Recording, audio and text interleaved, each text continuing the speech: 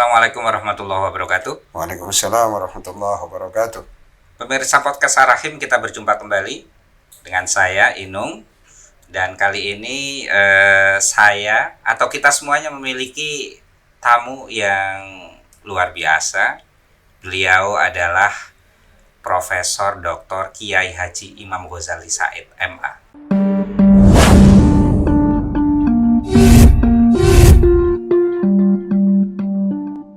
Assalamualaikum Kiai. Waalaikumsalam warahmatullahi. Ini saya memanggilnya Kiai apa Profesor?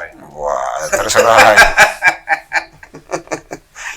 Baik, Pak Imam, ini kehadiran kedua di studio Ar-Rahim. Iya. Saya masih ingat pada saat perbincangan kita yang pertama, tapi mungkin nggak masuk di ini kali ya, nggak masuk di dalam rekaman waktu itu. Iya. Kita berbincang setelah kita take podcast di Iya. studio. Ada sesuatu yang menggelitik. Pak Imam waktu itu mengatakan seperti ini, Mas, saya sebetulnya dulu radikal loh. Saya itu menjadi nggak radikal, menjadi moderat. Iya. Itu karena Gus Dur. Iya. Nah, kita ngomong-ngomong, bulan Desember ini selalu menjadi bulan Gus Dur. Iya. Di mana-mana ada haul Gus Dur. Beliau wafat di bulan Desember, sehingga bulan Desember selalu ditetapkan sebagai, kita tetapkan sendiri, nggak ada ketetapan dari negara, kita tetapkan sendiri. Ini adalah bulan Gus Dur. Iya. Nah, saya yang ingin kita tahu, kita semuanya pingin sebetulnya, penasaran, kawan-kawan di sini penasaran. Teguh, Bagus, penasaran nggak, Gu? Penasaran ya? Kita penasaran sebetulnya. Dulu itu seperti apa sih orang yang sedang duduk di depan saya yang selama ini dianggap sebagai salah satu tokoh lintas agama di Surabaya atau di Jawa Timur, bahkan di Indonesia. Dulu itu seperti apa sih pandangannya penjenengan itu? Pandangan keislaman Pak Imam Ghazali sampai mengaku saya dulu radikal, itu gimana ceritanya? Iya, saya ini kan lahir di Madura, di Sampang. Dan ayah saya itu adalah aktivis NU. NU dalam pengertian partai politik. Oke. Nah, kemudian saya juga beberapa ikut ketika Pak Idham Khalid pidato Subhan ZE waktu itu diajak ayah saya. Iya, iya. Nah, jadi saya tahu gitu. Kemudian kita mengenal juga organisasi mahasiswa. Justru yang saya kenal itu HMI. Iya, pertama saya kenal. Iya. Ada PII gitu ya. Iya. Nah, grup berinteraksi dengan mantan Masumi, ex Masumi. Iya. Nah, dari saya masuk di situ. Oke. Nah, disitulah akhirnya ya pikiran saya itu Kebentuk ya. terbentuk, dan kita negara ini ya paling tidak ya minimal itu syariat Islam. Nah, gitu ya, minimal itu. Iya. Kalau maksimalnya ya negara Islam. Jadi Gitu ya. jadi kurang lebih kayak ini ya, kayak yang ingin diperjuangkan FPI. Ya Iya. tetap Pancasila tapi yang bersyariat. Ya. Oke. Nah, jadi itu latar belakang saya. Kemudian kan saya waktu SLTA gitu ya. Terus ketika keadaan seperti itu, waktu SLTA itu kan era Masih di Sampang? Iya, masih di Sampang. Terus saya diajak untuk masuk ke suatu gerakan. Gerakan ini inisiatornya adalah mantan Masumi. Jadi kiai di sana terus mengajak saya. Ini di Madura ya? Di Madura. Tokoh-tokoh lokal Madura? Sampang Madura, iya. Jadi sebetulnya sejak dulu ya kayak gini? Iya, di Madura itu dikira semuanya NU, itu salah itu. Oke. Aja orang Masumi, terus saya diajak. Terus saya pertemuan di mana? Di Malang. Bagaimana kristenisasi itu dibuat. Nah, terus berita-berita dari berbagai ini kuntingan koran segala macam. Iya. Atau berkoran dari Inggris itu diberikan bahwa Indonesia dalam waktu 50 tahun nanti akan dijadikan Kristen. Nah, bangsa-bangsa gitu saya kan dibentuk kayak gitu. Iya. Itu tahun berapa ya, Pak? Ya tahun 70-an. Tahun 70-an. 70-an, iya. Nah, kemudian jadi saya masih umur belasan tahun. Setelah itu kan saya masuk di sini, Ya. masuk di IAIN, waktu itu namanya IAIN ya. S1. Iya, S1. Ini kan ketemu sama teman-teman PMII ya, Iya. yang rata-rata ketika itu pikirannya ya rada-rada liberal lah. Atau yang dibaca itu Karl Marx, Lenin, gitu. Nah, ya saya ingat karena saya dari pesantren, ayah saya seorang kiai, otomatis katanya yang bagus dan kakak-kakak saya itu adalah BMI, sudah masuk BMI aja. Gitu. Ya, tapi jiwa membela Islam, dalam itu kan nggak hilang begitu Jiwa saja. Islamismenya itu masih ini bergejolak. Bergejolak terus. Ya. Setelah itu baru saya itu kan ke Mesir tahun 84. Nah, dari sini itu sudah bercampur ya. Udah bercampur. Bercampur dengan yang sekuler, dengan yang roto-roto komunis sedikit gitu ya. Itu kan. Karena ini kiai yang tersesat di jalan yang benar. Pergerakan mahasiswa katanya insya Allah Islam ya.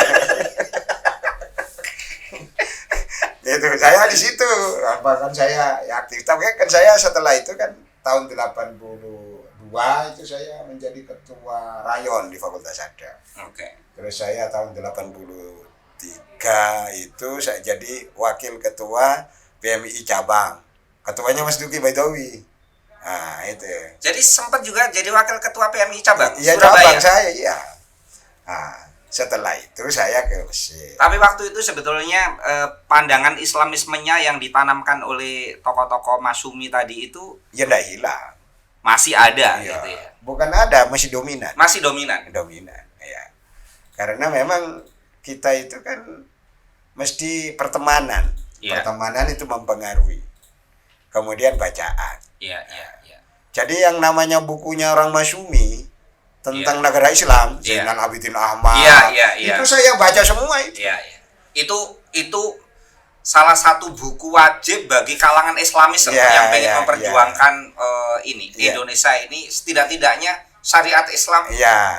Terus perdebatan di Konstituante. Iya. Antara kelompok Islam dan kelompok kelompok sekuler, kelompok pembela Pancasila dan pembela Islam, dan buku-buku Ahmad Nasir. Saya punya semua itu, saya baca semua. Nah, kemudian setelah itu tahun 84 saya ke Mesir. Di Mesir 84 itu kan NU menerima Pancasila itu. Iya. Di situ Bondo itu. Iya. Nah, saya kan sudah terpolarisasi ini pikiran saya. Nah, di sana ketemu sama Ikhwan. Waktu di Mesir. Sama tokoh-tokoh Ikhwanul Muslimin. Iya, ketemu saya. Waktu itu ini kan berkembang kuatnya ya Ikhwan. Iya, Ikhwan kuat tapi oposisi. Iya. Tapi Ikhwan kan masuk dalam partai politik waktu itu yang menyebar ke partai-partai. Iya. Nah, saya mau berkenalan dengan bukunya Said Qutb, misalnya Lima Da'adamani. Iya. Kenapa mereka itu membunuh aku atau menghukum mati saya? Iya. Pledoinya di pengadilan itu. Kemudian ketemu sama tokoh-tokoh Ikhwan lah. Dan orangnya baik-baik. Artinya orangnya sopan, baik, menerima saya, debat sama saya, itu bagus gitu. Lah, jadi saya yang dari sini itu boleh dikatakan yang sama teman-teman yang liberal, sama teman-teman yang roto-roto komunis. Itu bekasnya ada, tapi ketika di Mesir itu semakin terkikis. Ketemu sama ini. Lah itulah kemudian jadi saya menulis buku itu, Ideologi Kaum Fundamentalis.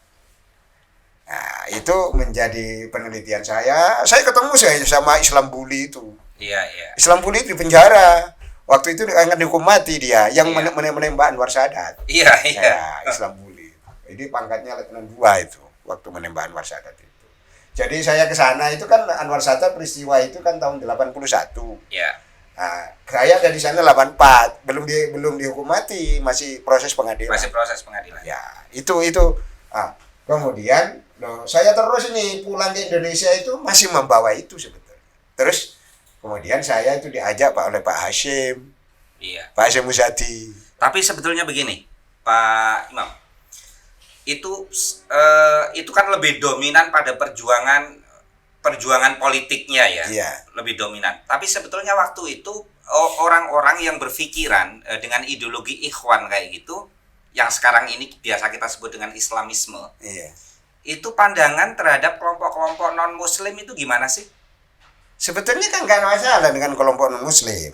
Iya. Tapi yang paling berat ini adalah ketika saya berhadapan dengan kelompok Wahabi. Bertemu dengan kelompok Wahabi. Iya. Dan belajar tentang Wahabi lah. Jadi Wahabi itu memang dituntut oleh keadaan. Dia kan harus menang dalam perang melawan Syarif Hussein. Iya. Nah, ya dia Raja Abdul Aziz lah. Dan itu namanya ikhwan juga. Jadi gerakannya itu namanya ikhwan, tapi bukan ikhwan yang Mesir. Tapi ikhwannya Wahabi. Ini kan sebetulnya ada transfer ideologi dari Mesir ke Arab Saudi kan? Oh enggak Bukan. begitu. Transfer ideologi itu dari Saudi karena Wahabi itu muncul di abad 18 Iya. dan pernah menang 2 tahun menguasai Mekah. Bukan, maksud saya yang ideologi ikhwan yang berkembang di Mesir itu pada akhirnya kan dibawa juga ke Arab Saudi. Enggak. Enggak. Ya dibawa hanya dalam hal bidang tertentu, bukan bidang politiknya. Iya.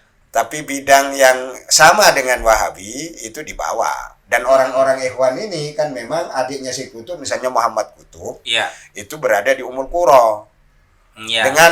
Dengan perjanjian kamu tidak bisa mentransfer ide politiknya ke Saudi. Karena ide politik Saudi itu kerajaan sana, Iya. nggak bisa demokrasi, nggak bisa.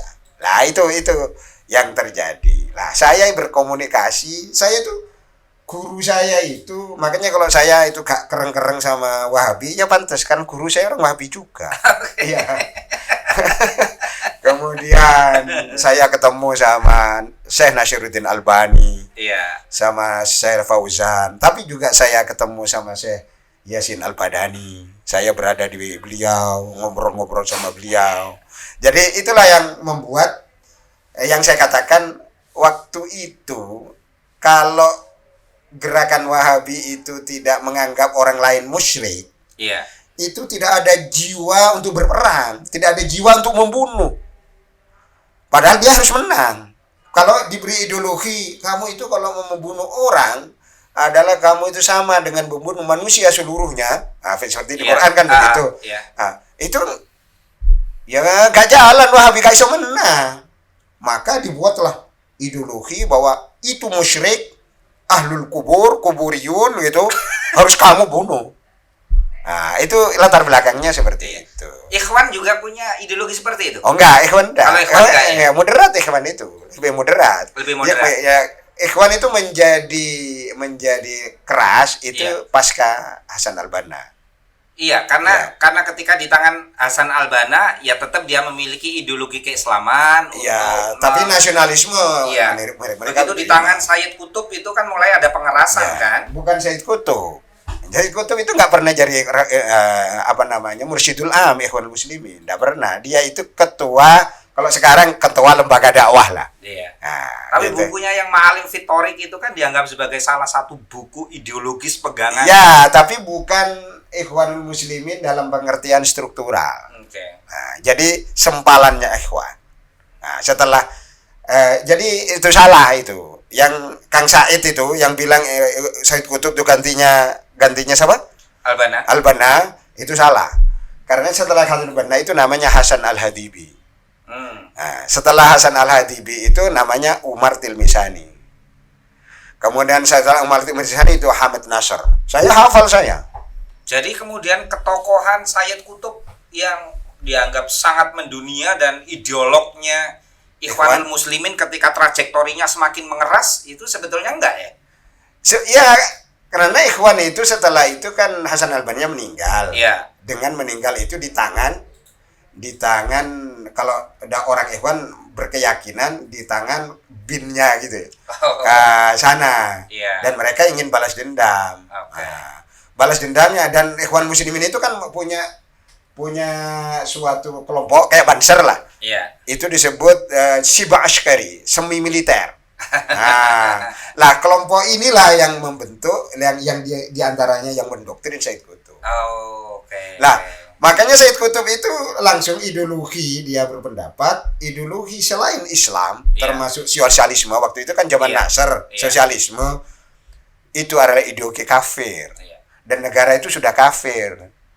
Yang namanya takfirud daulah wa takfirul mujtama. Maka dibuatlah konsep apa yang disebut jahiliyatul qarnil ishrin. Jahiliyah abad ke-20, abad ke-20. Itu pikirannya itu sebetulnya dari Said Qutb, tapi pendek tulisan dia. Kemudian dikembangkan oleh adiknya, namanya Muhammad Qutb. Itu yang tinggal di Saudi. Muhammad Qutb itu. Nah, di situ. Lah, ini sebetulnya kalau ikhwan secara institusi, sebetulnya bukan ikhwan. Makanya ikhwan itu pecah ya, kemudian menjadi kelompok yang teroris itu. Jadi ada ikhwan struktural, ada ikhwan yang sempalan. Yang mengeras yang sempalan itulah yang ideolognya adalah Said Qutb. Kalau yang masuk ke Indonesia ini udah campur-campur nggak ikhwan? Enggak, ada dua juga ikhwan itu. Ada yang namanya ikhwan jihadi. Nah, ada yang ikhwan ya seperti PKS lah. Ya kalau saya terus terang aja. Ya seperti itu. Waktu itu saya tahu kalau penjenengan kan juga melakukan penelitian karena sedang studi. Tapi sebetulnya sampai seberapa dalam ideologi ikhwan, ideologi Islamisme itu merasuki Pak Imam? Wah, waktu itu ya sangat besar sekali. Dulu teman saya itu yang sekarang yang di Jogja itu, memang sama-sama Daud Rashid, Profesor Daud Rashid yang yang pernah debat di Nurkhalis Majid. Itu sering debat sama saya. Karena saya itu kan punya ilmu yang roto-roto sekuler juga saya. tinggalan arah-arah BMI. Iya, tinggalan BMI. Belajar bukunya Karl Marx, maksudnya gitu-gitu itu ya. Ide revolusioner itu. Saya dari situ debat sama saya gitu. Jadi saya orang-orang sana juga bingung juga, tapi saya ideologi keislaman itu masih tetap membara sampai saya pulang ke Indonesia. Lah, ketika di Indonesia itu sampai di Indonesia itu masih membayangkan seperti apa akhirnya kemudian berbelok gitu. Iya. Ya karena saya aktif di NU. Jadi saya itu ikut namanya PPWK ya. PPWK. Apa pendidikan perluasan wawasan keulamaan. Nah, itu yang adakan Lakpesdam. Nah, ketemulah saya sama saya lebih senior sebetulnya, namanya Muksid. Kiai Muksid sekarang. Kiai Muksid. Ketemu. Sekarang Kiai Muksid, kamu udah dipanggil Kiai ya? Iya, sudah Kiai lah sekarang. Kiai. Ya. Kan karirnya enggak langsung jadi Kiai. Ustadz dulu baru Kiai. Ketemu sama kalau yang perempuan Bu Nyai Umdah, Bu Nyai Lili Kholida, terus Kiai sekarang yang jadi Rais Surya Jawa Tengah itu siapa? Abdullah Sadaqah. Nah, sekarang kalau Surya sana, kemudian kalau di Jember itu Kiai Muhyiddin Abdus Somad. Ya. Nah, itu ketemu sama mereka-mereka ini. Ya, kan saya apa yang saya ketahui, kemudian bertemu sama berbagai macam pemikiran kiai pesantren, terus saya terus waktu itu diantara yang mengisi itu adalah Gus Dur. Nah, di antara banyak yang ngisi, ada Jalaluddin Rahmat, ada Gus Dur. Jadi Jalaluddin Rahmat itu sempat mengisi di PPWK. Iya, PPWK. Dan itu terterima dengan baik, nggak ada yang resisten. Ya biasa debat biasa. Tapi ya debat-debat biasa, tapi kan kehadiran beliau terterima. Enggak apa-apa. Oke. Iya. Kan menarik. Ini jarang loh orang yang mendengar bahwa tokoh Syiah Indonesia seperti Jalaluddin Rahmat itu bisa mengisi. Iya, ngisi terus itu setiap kan bertahap ya. Iya. 3 bulan berhenti, kemudian setelah 3 bulan berikutnya ada lagi pertemuan terus ngisi itu Kang Jalal itu. Dan banyak itu akrab saya Kang Jalal itu. Ya itulah. Jadi setelah itu di antara yang mengisi adalah Gus Dur. Ya, itu. Gimana sampai kemudian terjadi pembalikan ya? Kemudian setelah saya ketemu sama Gus Dur, terus kita debat. Di acara itu debat. sama Gus Dur.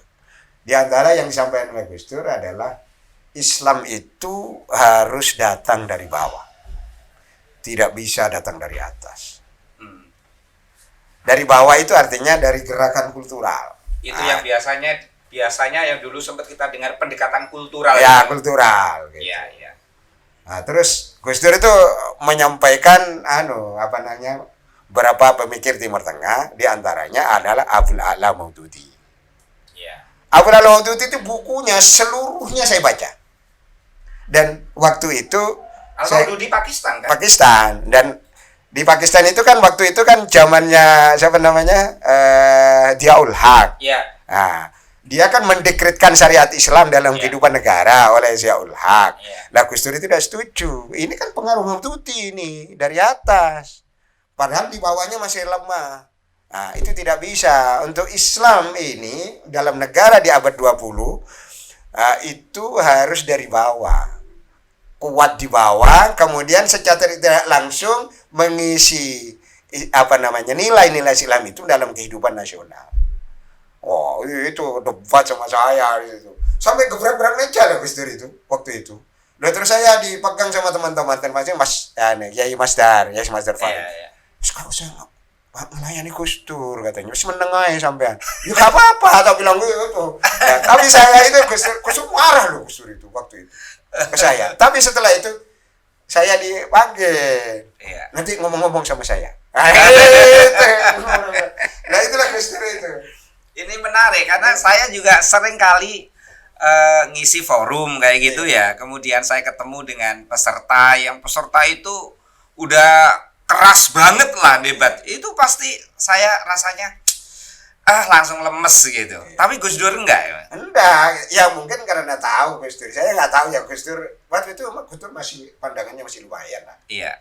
Artinya terus ketemu saya setelah itu nanti jenengan ketemu saya. Nah, setelah itu saya ke PBNU, saya ngobrol-ngobrol dengan Gus Dur. Iya. Saya jadi akrab sama Gus Dur. Ngobrol kadang-kadang ya gak teratur lah, gak kemana-mana. Tapi mesti masuk ke wilayah yang Islam ini.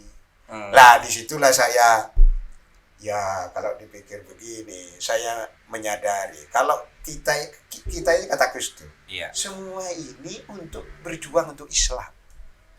Tapi Islam yang bagaimana? Iya.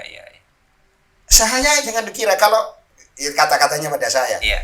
Kalau jenengan buka kepala saya, di kepala saya itu adalah la ilaha illallah Muhammadur Rasulullah, dan di situ sudah syariat Islam.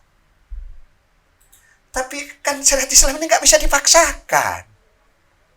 Dalam satu negara, misalnya Indonesia, itu adalah syariat yang bisa diterima oleh kelompok lain, karena syariat Islam itu ada syariat Islam yang bisa diterima kelompok lain, ada syariat Islam yang tidak bisa diterima kelompok lain. Berarti itu tekanannya lebih pada nilai-nilai universalnya kan? Universalnya, yang nilai universal ini mari kita bersama.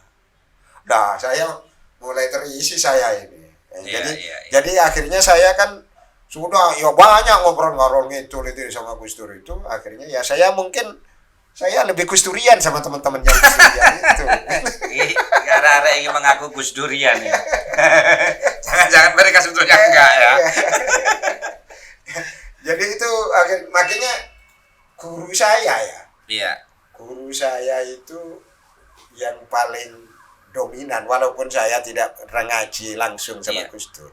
Tapi guru saya selain guru-guru yang sudah mengisi saya ketika di Timur Tengah adalah Gus Dur.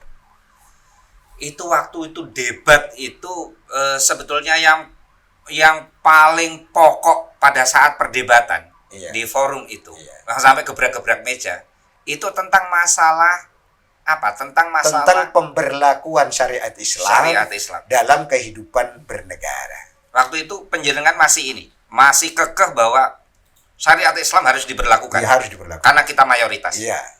Itu harus. Nah, karena kita ini kan melanjutkan sebetulnya. Jadi bahasa saya begini. Dalam perdebatan di ketika BPUPKI di Badan Persiapan Kemerdekaan Indonesia itu kan panitia 9 yang menghasilkan piagam Jakarta, itu kan itu yang perdebatan yang akhirnya ketemu kan. Nah, dan akhirnya dalam waktu singkat karena ancaman dari timur katanya itu bahwa kemudian dengan kewajiban menjalankan syariat Islam itu dibuang, dihapus, diterima dengan ketuhanan yang Maha Esa. Kan itu kan masih belum ditolak karena nanti janjinya Soekarno nanti katanya kan protes itu ke Wahid Hasyim itu. Nah, kan Wahid Hasyim itu ini kadang-kadang orang ini ya kalau sekarang kita jangan bicara sekarang saat itu data ya bukan bacaan mimpi. Kalau Gus Muafik itu dasarnya mimpi itu apa? Nah, ini dasar data ini. Data. Jadi Kiai Wahid Hasyim tanggal 18 Agustus itu dalam perjalanan pulang. Dan undangan itu, kalau undangan dulu kan nggak seperti sekarang undangan. Lah, ketika dulu nggak ada WA. Nggak ada WA. Lah ini masuk. Jadi memang sengaja supaya Kiai Wahid Hasyim kan paling kekeh itu menjalankan syariat Islam itu yang Kiai Wahid Hasyim ketika itu. Ada di Semarang ditelepon bahwa ada pertemuan itu. Jadi nggak menangi kan dulu naik superband dulu itu. Sudah sampai di Semarang gitu, jalan pulang setelah proklamasi itu. Gitu. Lah akhirnya yang datang Kasman Singo di Mejo kan gitu. Lah ini penghapusan ini Kiai Wahid Hasyim telepon Soekarno bahwa itu udah bener itu ini sudah kesepakatan sudah disetujui gentleman agreement. Ya itu. Oh sudah. Nggak usah apa-apa Gus, ini nanti jenengan kalau orang Islam mau begitu kita pemilu aja. Kalau nanti memang pemilunya orang Islam menang ya sudah balik lagi. Masalahnya nggak pernah menang. Setelah pemilu 55 lagi Wajasi wafat sudah. Dan partai Islam nggak pernah menang sampai sekarang. Nah gitu dan ceritanya gitu. Nah saya sampaikan ke Gus Dur itu gitu. Iya, itu benar katanya itu benar. Tetapi kan kita ini harus mengevaluasi diri orang Islam ini. Dasar, Dasar, evaluasi dirinya gimana? Pemilu ya kalah katanya. Ketika perdebatan konstituante orang Islam itu kalau dijadikan satu itu masih kalah sama gabungan antara PNI yang nasionalis sama komunis gitu. Dan saya baca tulisannya pidato-pidatonya siapa namanya Kiai Wahab Hasbullah ketika perdebatan di parlemen itu. Itu sebetulnya Kiai Hasbullah waktu itu masih cenderung ke Islam juga. Kan ada di bukunya itu. Pidato-pidatonya itu. Pidato di konstituante itu jelas kok para politisi NU itu masih ideologinya sangat Islamis. Loh itu kok langsung ada Gus Muafik itu katanya dasarnya mimpinya Kiai Hasyim Asy'ari. Kiai Hasyim Asy'ari sudah nggak ada, petunjuk sudah wafat. Enggak kan kita ini pakai yang Oh nanti kapan-kapan Gus Muafik kita hadirkan di sini. Kita ngobrol bertiga di sini. Ya kalau dasarnya mimpi-mimpi ya susah. Nah, gitu tapi gini, Pak Imam, saya itu termasuk anak muda yang selama ini tuh heran loh ngelihat jenengan itu, karena menurut saya jenengan itu dekat sekali termasuk dengan kelompok-kelompok minoritas yang selama ini seringkali menjadi korban. Orang Nasrani ya datang ke jenengan, Syiah ya datang ke jenengan, Ahmadiyah juga datang ke jenengan gitu. Itu gerak perjalanan yang sudah sampai jauh seperti itu bisa merangkul semuanya itu sebetulnya prosesnya gimana sih? Ya awalnya saya tahu ini kan proses-proses tapi lebih banyak ke wacana politiknya ya. Tapi kemudian bisa dibawa ke jauh sekali pada penerimaan orang-orang yang selama ini dianggap sebagai sesat, kafir, penista agama, kayak gitu. Iya, saya kira yang paling dominan ya itu guru saya itu. Ya Gus Dur itu. Jadi Gus Dur itu memberi, jadi ketika dalam perdebatan saya kan dimarahi marah-marah Gus Dur. Tapi di dalam berdua atau bertiga gitu, Gus Dur itu memberi saya begini loh, gitu loh. Jadi dan Gus Dur itu gak marah. Aha. Ketika debat yang saya kemukakan apa yang saya ketahui, Iya. Gus Dur itu mengemukakan apa yang beliau ketahui, dan saya itu terus bisa menerima dalam keadaan negara yang sudah nation state, negara Iya. bangsa, dan tidak meletakkan agama Islam tidak dijadikan sebagai agama resmi negara. Iya, Nah, iya. itu harus diposisikan penyebaran Islam yang rahmatan lil alamin. Itu Gus Dur tidak menyatakan itu sebetulnya. Iya. Islam yang bisa diterima oleh Gus Dur semua itu pihak. jarang dalil. Iya. Tapi bukan walaupun jarang dalil, kalau dengan saya dalil juga. Oh gitu, Iya, iya. Jadi gak tergantung dia bicara dengan siapa. Nah, Gus Dur. Kalau bicara dengan Teguh ya nggak mungkin dalil. Nggak mungkin dalil. Nggak mungkin dalil. Ngerti ini komputer tok.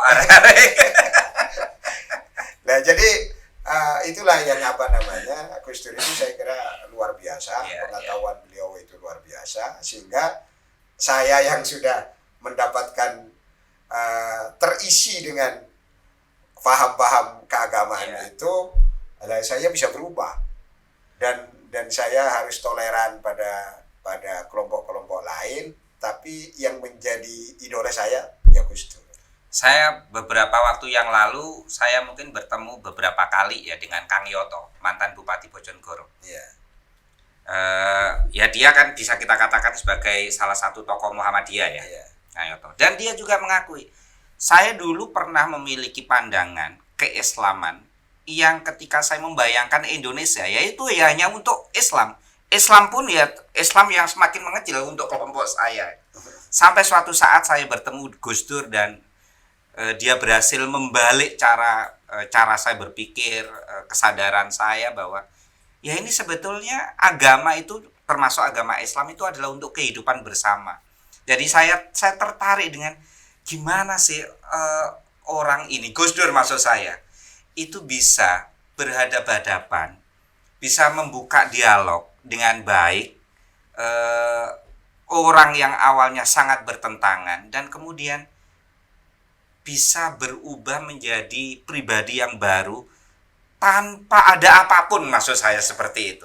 Iya, seperti saya kan nggak punya kepentingan apa-apa. Wong Iya. saya tidak ingin menjadi pejabat. Iya. Nah, itu semua murni karena guru murid. Walaupun saya bukan IKPT. Iya. IKPT itu Ikatan Alumni Tubuh Ireng. Walaupun saya bukan dari situ, tapi itu murni guru murid dengan Gus Dur itu. Dan saya tidak punya kepentingan apa-apa. Tapi ini MLGD, Nah, apa yang murid langsung Gus Dur. Jadi Saya jadikan sekarang kan salah satu tokoh Gus Durian ya. Jadi terus saya menjadi lebih erat lagi sama Iya. Gus Dur itu. Saya kan mendirikan pesantren. Iya. Ya, pesantren di Wonocolo itu ya, untuk zaman ketika itu ya nggak ada orang memperhatikan lah. Iya. Bahkan saya bahasa Jawanya tuh dinyek lah. Oh, pesantren itu gak ngono. Masuknya aja gang kecil Ya, gitu. bangnya macam kecil. Sekarang udah besar gangnya. Ya. Terus saya itu ketemu, karena Gus Dur itu kan saya sudah anggap menurut saya Iya. sudah muridnya kan. Iya, gitu. iya. Terus saya ketemu sama Gus Dur, saya minta Gus Dur berkenan hadir. Nah, orang-orang itu nggak tahu hubungan saya dengan Gus Dur, kan nggak tahu. Iya. Wong Yai Asep aja jadi ketua PCNU Surabaya berkali-kali, Gus Dur Gak iso nggak datang, nekakno kok. nggak datang. Maksud saya bisa. Dan saya ketemu, oh enggak Ustaz, bilangnya Ustaz saya, nggak kiai lah. Karir kan harus berkarir itu kan. Dia aja sampai wafat Gus. Ya, ya. Bilang Ustaz ke saya gitu ya. Oh saya mohon Gus Dur nanti bisa saya mendirikan pesantren ya kecil-kecilan. Oh ya memang harus kecil dulu katanya gitu Gus Dur. Terus catat waktu itu Pak Ghaffar Rahman ya. Sekjen, Sekjen Pak iya. Ghaffar, almarhum Pak Ghaffar Rahman. Catat Pak Ghaffar ini. Gak ada orang percaya bahwa Gus Dur mau hadir itu. Gak ada orang percaya. Terus setelah itu saya juga cuek, gak teko ya wis. Gitu ya saya. Tapi saya yakin Gus Dur datang. Karena debat-debat itu ya. Ini barokah debat. Terus akhirnya Saya besok saya telepon Gus Dur. Nah, Gus Dur itu yang sudah mempunyai HP, yang lain nggak punya itu. Orang kaya-kaya lah. Iya. Harganya masih 25 juta waktu itu. Itu juga pasti dia nggak beli sendiri, itu dikasih siapa gitu. Terus katanya, "Loh, kula nih ketase teng Setiawacana." Nah, di Salatiga itu. Iya. Loh, benjing teng Gus. Kan biasanya kan bahasa Jawa sebenarnya. Iya. Benjing teng Wonocolo teng An-Nur. Saya mendirikan pesantren An-Nur. An-Nur itu belum dikenal masih. Iya. Terus, oh enggak. Kula. Nah, terus coba nggak datang ini. Kan pulang ke Jakarta kan dari Satiawacana ke Jakarta. Oh, dari Sate Wacana nggak langsung ke Surabaya? Enggak, pulang. Dan rumahnya Gus Dur itu kan jauh kan.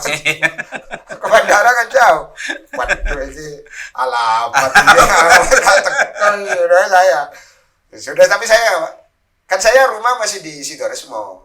Oke. Bukan di sini. Tapi An-Nur kan udah di Ya sudah ada bangunannya. Ini kan peresmian. Santri ini 28. jadi belum banyak santri. Terus 18 waktu itu. Iya. Terus saya ternyata Gus Dur itu nelpon, kan saya punya nomor telepon. Iya. Jadi orang-orang dosen-dosen belum punya telepon, saya sudah punya. Wah, ya.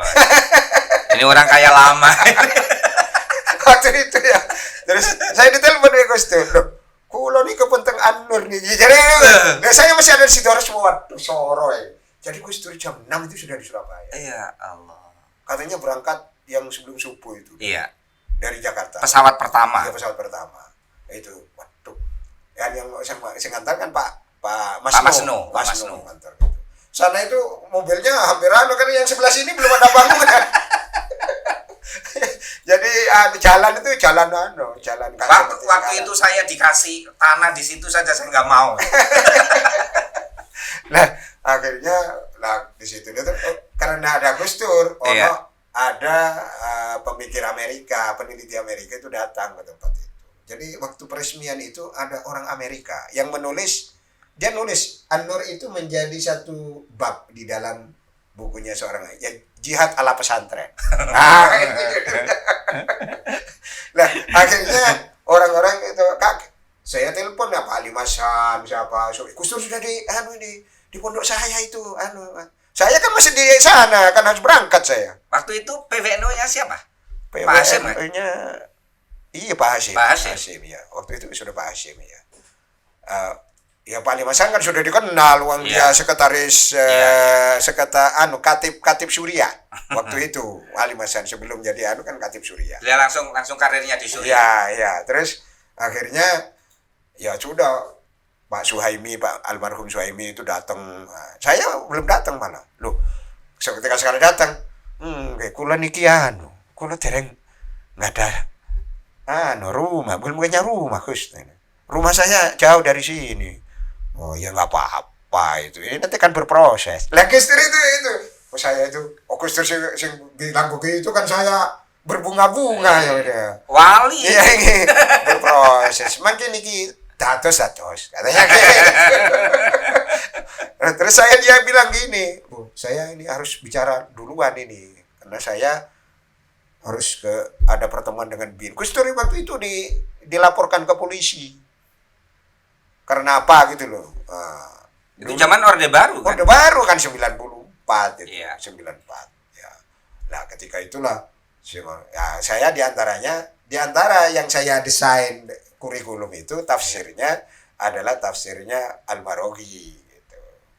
Yang menurut kiai-kiai NU katanya harus hati-hati. Itu hasil Bathul Masail di tahun 84 di Situbondo. Itu kan tafsir yang nyaris tidak pernah didengar di kalangan pesantren NU. Ya. Terus ketika Gus Dur pidato, ini bener jenengan niku. Loh saya didukung. Orang harus tahu siapa Al-Maroghi. Jadi cara berpikir itu jangan kata Gus Dur itu jangan langsung cari ininya, tapi supaya tahu latar belakangnya, penulis buku itu harus dikenal dulu. Ilmu itu dari Gus Dur saya. Jadi cari riwayat hidupnya, madhabnya apa, dan saya ditambah Yai Sahal karena saya mengklarifikasi Yai Sahal bahwa yang waktu mimpin itu katanya memang Yai Sahal. Orang berpendapat itu tidak semua buku, tidak semua kitab itu harus cocok dengan kita. Tapi yang cocok kita ambil, yang tidak cocok kita buang. Gitu. Jadi Marogi itu lebih banyak cocok dengan NU. Yang tidak cocok kan hanya tawasul toh. Nah itu. Tidak tawasul. Iki urusan tawasul iki aja sampai diilang. Ya, orang NU itu merasa terancam. Tapi kalau pakai itu nanti tawasul bisa hilang ini. Padahal itu identitas utama NU gitu. Tapi kalau Gus Dur enggak. Nah, Gus Dur itu kelihatan dalam tanda petik itu rada-rada liberal. Dan itu saya diajari. Ini banyak orang yang ini loh, yang resisten. Enggak, Gus Dur itu enggak liberal. Padahal liberal kan Gus Dur kan. Liberal Mbai liberal di Indonesia itu Gus Dur. Gus Dur. Mbai liberal. Jadi jauh sebelum Ulil itu sebetulnya. Jauh sebelum Ulil. Nah, itulah saya, ya karena saya muridnya Gus Dur, ya saya mungkin Gus Dur liberal, saya melok liberal bisa. Nah, karena saya muridnya jenengan, saya ya ikut. Jadi ini sanatnya jelas. Jadi begitu. Jadi ada latar belakangnya karena mengapa karena orang berpikir kan begini ya. Ketika orang membuat suatu tag. Ya. Suatu tag. Tag itu katakan dilarang. Itu kalau bukan urusan ibadah, itu harus tanya, mengapa dilarang? Nah, gitu loh. Okay. Itu ada sebabnya. Berarti ketika sebab itu tidak ada, maka hukum tidak ada. Itu cara berpikirnya. Jadi ya ini di usul fikih kan ada. Yaduru ma'a ilatihi. Al hukmu yaduru ma'a ilatihi. Jadi misalnya orang tidak boleh buat patung karena nanti dimintai pertanggungjawabannya di hari kiamat, nanti dimintai ruh kan gitu. Nah, itu kan urusan muamalat, urusan budaya. Nah, kenapa Rasul itu melarang? Maka itu ditanya, kenapa waktu itu kok dilarang? Oh, karena dulu pengkultusan, dia terus ibadah kemudian disembah. Nah, kalau itu sudah tidak ada, hanya untuk ornamen aja, ya boleh. Oh, kayak gitu kok sampai ada kelompok yang atas nama Islam mencari patung. Wah, itu itu yang kelompok yang Wahabinya itu dari Wahabi itu. Wahabinya itu belum Wahabi yang tercerahkan. Saya kan Wahabi juga tapi sudah tercerahkan. Jadi Wahabi yang tercerahkan itu pada akhirnya ke liberal. Pak Imam, ini terakhir. Penting menurut saya. Ya kita tadi ngobrol nyantai aja. Tapi yang Arab tak jamin arek ini nggak ngerti. Apa sih yang bisa kita pelajari dari Gus Dur? Yang pertama dalam konteks kita, keindonesiaan kita, dan yang kedua dalam konteks keislaman kita. Ini saya bertanya kepada murid langsungnya, MLGD, murid langsung Gus Dur. Untuk Indonesia yang terpenting, Indonesia itu dengan alasan apapun, Indonesia tidak boleh pecah. Alasan apapun. Itu yang pertama. Kemudian yang kedua, supaya itu tercapai, kita sebagai Muslim, maka perjuangkan untuk memberlakukan bagian-bagian syariat Islam adalah diambil substansinya, bukan diambil teknisnya. Nah, agar ini tidak menjadi masalah, harus diambil teknisnya. Karena Indonesia itu rumah kita bersama. Kita tidak boleh pecah. Maka Islam yang kita ini kan, bahasa lainnya itu jangan memformalkan hukum Islam. Formalisasi hukum Islam itu hanya untuk Islam. Jangan diformalkan menjadi hukum nasional. Nah, itu yang saya ambil dari Gus Dur. Sebab kalau enggak ini bahaya. Dan itu pun juga harus diterapkan dalam bidang politik. Makanya Gus Dur itu membuat PKB. Nah, di antaranya PKB itu tidak begitu Jadi Islam itu sebagai ruhnya, substansinya yang akan kita perjuangkan. Sebab kalau tidak, dan itu yang mempengaruhi misalnya Pak Mahfud MD yang muridnya Gus Dur juga kan, itu kalau kita sudah berbicara formalisasi, baik di tingkat lokal misalnya di daerah, perda segala macam, itu memang rentan, pasti jadinya bermasalah. Nah, ini yang harus kita sadari bersama. Tetapi bukan berarti kita terus diam membiarkan sekularisasi merajalela, tidak. Tetapi bagaimana Islam tetap kita enak, orang menjadi Islam yang orang lain tidak merasa terancam. Nah, tetapi Islam tidak membuat orang lain takut. Nah, itu sebetulnya inti yang diajarkan Gus Dur pada saya dalam konteks keindonesiaan kita. Dan saya secara teknis itu melakukannya. Contoh begini, ketika saya jadi ketua FKUB itu kan banyak untuk teman-teman di NTT, teman-teman di Bali, dan kebetulan saya punya murid di sana. Itu kan orang sana itu kalau izin masjid kan susah. Nah, saya ke sana. Ke sana siapa ini tokohnya? Ya kita datangi Suwani lah. Yang namanya tokoh-tokoh Kristen. Tapi rekomendasi tetap dari Surabaya. Nah, kan Surabaya kan teman saya. Nah, siapa? Misalnya Katolik, siapa tokohnya? Kan Katolik itu punya jaringan kan. Kemudian yang Protestan, yang misalnya GKI misalnya siapa di sana. Nah, kita ngobrol-ngobrol. Romo, ya selesaikan ya konco di sampean yang ada di sana itu. Enggak, dia mungkin saya nggak tahu ya. Di telepon, mungkin di telepon atau di WA ya. Oh itu orang bagus ini. Nanti kalau sampean mempersulit masjid di sini dipersulit gereja. Padahal saya nggak sama sekali seperti itu. Iya, saya tahu kan. Nah, terus sampai di sana, langsung itu, oh, ini Pak Yayu katanya. Ini siapa yang tokohnya? Ini santri saya. Jadi yang sana memang alumni Anur kan.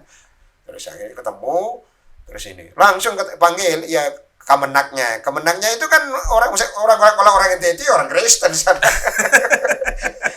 Panggil ini langsung ya. Terus keberatannya apa? Keberatannya itu apa? Kalau di sana itu kan setiap 500 meter ono gereja. Terus dia buat kayak nang ini kan? Iya. Setiap 500 meter ono musola. Wah, itu kan pakai ini adzan. Apa Pak sebabnya itu kok keberatan? Lah itu Pak Yai katanya. Apa? Ya kamu ngomong itu loh kalau pagi-pagi itu loh, masih malam itu katanya. Itu terus teriak-teriak itu katanya. Teriak-teriak itu adzan itu.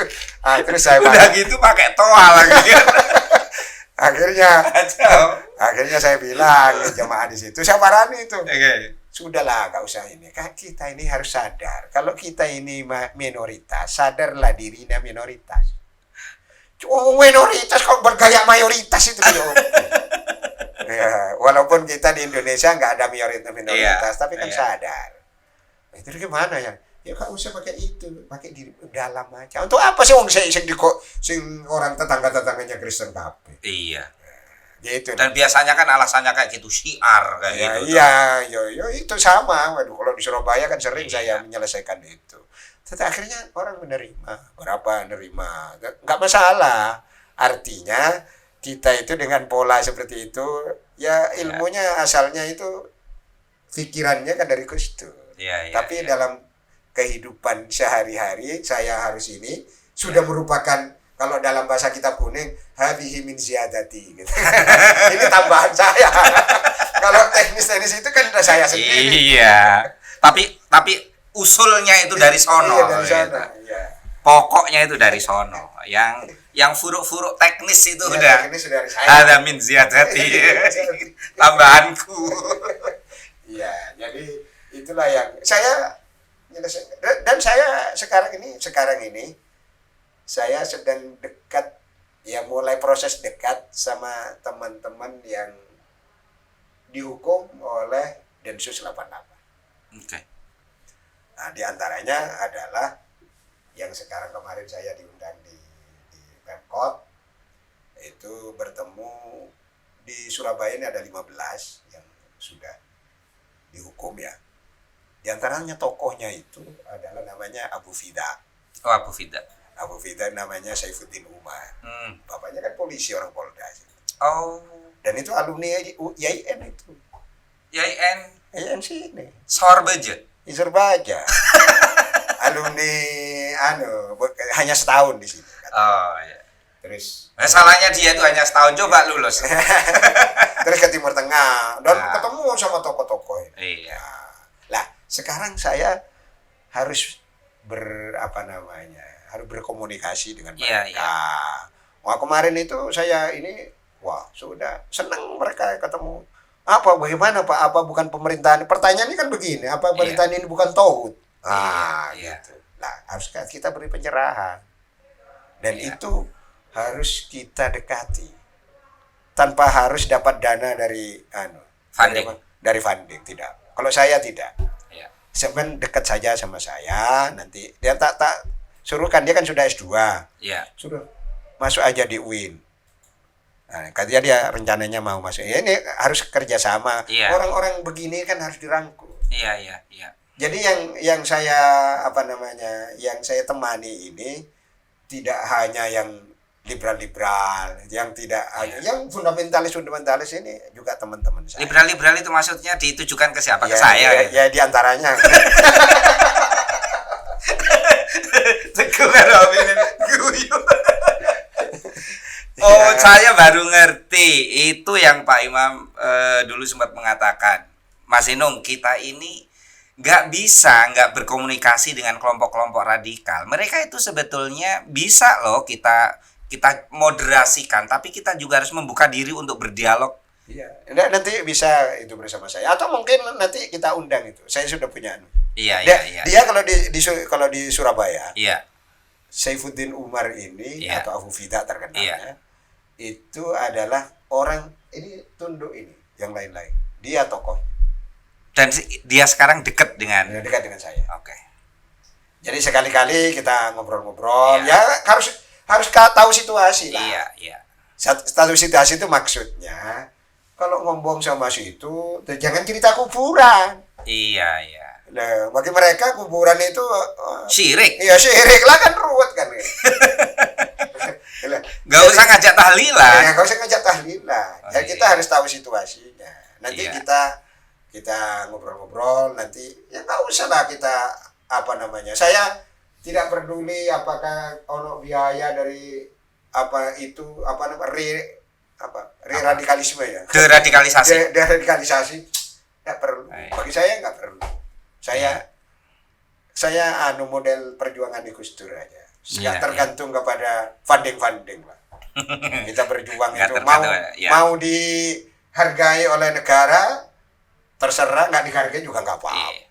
Ini studio ini juga nggak ada dari funding sama sekali loh. Jangan tanya sama Teguh, bantingan DWDW nih kok. Nah, ya maksud saya kita itu berjuang itu memang bukan karena sesuatu, tapi itu berdasarkan keyakinan kita. Jadi kalau ada itu efek samping saja. Iya, efek samping. Efek samping. Pokoknya nggak sampai efek depan ya. Baik. Terima kasih Pak Imam. Saya senang sekali. Saya lama penasaran karena Pak Imam pernah mengatakan sesuatu ke saya seperti itu. Saya dulu radikal, gara-gara Gus Dur, kemudian saya bisa menjadi Muslim yang moderat. Dan itu kemarin saya sampaikan juga kepada Abu Fida ketika di sana. Banyak tokoh-tokoh teman-teman itu, bahwa diantaranya yang membawa saya seperti ini dan saya bisa dekat dengan siapapun adalah Gus Dur. Saya sampaikan waktu itu. Bagaimana reaksinya? Oh gitu ya. Kita tidak mari-mari ngobrol ya Pak. Iya, dan dia ingin tahu juga akhirnya bagaimana sebetulnya Gus Dur. Iya. Karena mereka menurut Gus Dur itu orang yang sudah di luar. Udah di luar. Iya. Nggak hanya luar biasa, itu udah di luar Islam menurut mereka itu. Terus dia ini masih terus berkomunikasi dengan saya, dan mungkin saya nanti bisa kalau kita ajak ngomong-ngomong lah. Iya. Saya juga penasaran, pengen ketemu, pengen ngobrol aja, saya nggak punya intensi apa-apa. Iya. Agar ya nanti barangkali memang kita harus dekati, karena dia bilang begini, yang begini ini kita itu gurunya internet. Nah itu. Gurunya itu internet dari pertemanan. Jadi Iya. saya ingin berteman dengan jenengan. Oke. Nah, ya kan saya beri wawasan kan. Iya. Bagaimana dulu, bagaimana di Saudi, bagaimana di Mesir. Saya beri wawasan. Kapan-kapan deh kalau Pak Imam ini ketemu gitu, saya di WA saya meluncur. Iya. Saya akan datang. Iya. Akan datang. Nanti kalau mudah-mudahan aja beliau mau ikut nanti tasjil di sini. Tasjil apa, mendaftar di Iya, S3 sini. di investigasi ini. Iya. Oh, tapi udah keluar toh, Pak? Sudah di luar. Oh, sudah di luar. Sudah di luar. Dia sudah pernah dihukum sekian tahun. Dan dia di bawah pemantauan, di bawah pemantauan Densus. Densus. Oke. Terima kasih Pak Imam untuk obrolan sore yang menarik, dan saya rasanya udah kejawab. Apa selama ini penasaran saya udah kejawab. Terima kasih, sampai bertemu lagi. Ada sesuatu terakhir yang ingin disampaikan kepada para pemirsa tercinta Ar-Rahim? Ya. Jadi kita itu yang pertama harus menjadi catatan kita bahwa Islam ini bagaimanapun harus kita perjuangkan. Tetapi Islam yang kita perjuangkan itu adalah Islam yang bisa diterima oleh kelompok-kelompok lain. Dan bagaimanapun Indonesia yang merupakan anugerah Allah Subhanahu wa taala, kita bersatu, itu tidak boleh pecah dengan tendensi apapun, termasuk tendensi perjuangan agama. Yes. Saya kira itu yang bisa saya sampaikan. Terima kasih, dan saya akan menutup dengan gambaran Gus Dur. Gambaran yang sangat singkat, sangat simpel, sangat sederhana tentang Indonesia, tapi itu clear sekali bahwa Indonesia adalah rumah bersama.